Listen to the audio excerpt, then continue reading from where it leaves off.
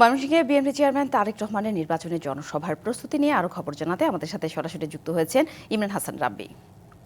ইমরান, আপনার প্রতিবেদনটিতে দেখছিলাম উৎসব মুখর পরিবেশ বিরাজ করছে ময়মনসিংহে তারেক রহমানের আগমন ঘিরে।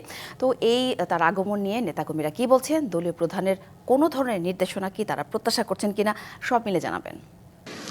সাথী, আসলে একেবারেই আমরা যতটুকু তথ্য পেয়েছি যে ২২ বছর পর বিএনপি চেয়ারম্যান তারেক রহমান আসছেন ময়মনসিংহে। আর এই নিয়ে কিন্তু জেলা বিএনপির পক্ষ থেকে ইতোমধ্যেই সকল ধরনের প্রস্তুতি শেষ করা হয়েছে। আমি রয়েছি এই মুহূর্তে ময়মনসিংহের সার্কিট হাউস মাঠে। এই সার্কিট হাউস মাঠেই আগামীকাল জনসভায় যোগ দেবেন এবং বক্তব্য দেবেন বিএনপি চেয়ারম্যান তারেক রহমান। আসলে শেরপুর, জামালপুর, নেত্রকোনা এবং পার্শ্ববর্তী কিশোরগঞ্জ এবং টাঙ্গাইল থেকেও বিএনপির নেতাকর্মীরা এখানে আসবেন বলে জেলা বিএনপির পক্ষ থেকে আমাদেরকে জানানো হয়েছে। ইতোমধ্যে একেবারে নিরাপত্তার চাদরে কিন্তু ময়মনসিংহ, এমনটাই আসলে বলা হয়েছে জেলা বিএনপির পক্ষ থেকে।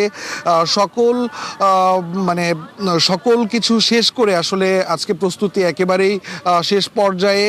সানবিট সব দিবে সামাল। সানবিট ম্যাজিক প্রেস ডিশওয়াশিং এর মাথা ঘোরানো সলিউশন।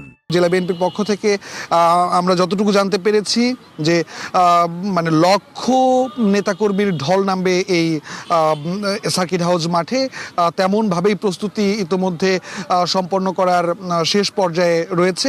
আমরা নেতাকর্মীরা রয়েছেন, তারা কিন্তু আসলে প্রত্যাশা করছেন যে এই তারেক রহমানের যে ময়মনসিংহ আসা নির্বাচনের সামনে যে নির্দেশনা, সেই নির্দেশনা নিয়ে আসলে তারা কাজ করবেন এবং আগামীর নির্বাচনে আসলে তারা এই বিএনপিকে জয় করার জন্য যতটুকু কাজ করা যায় ততটুকু কাজ করার জন্য তারা আসলে প্রত্যয় ব্যক্ত করবেন তারেক রহমানের কাছে। আসলে এই ছিল প্রস্তুতির সবশেষ খবর সার্কিট হাউস মাঠ থেকে।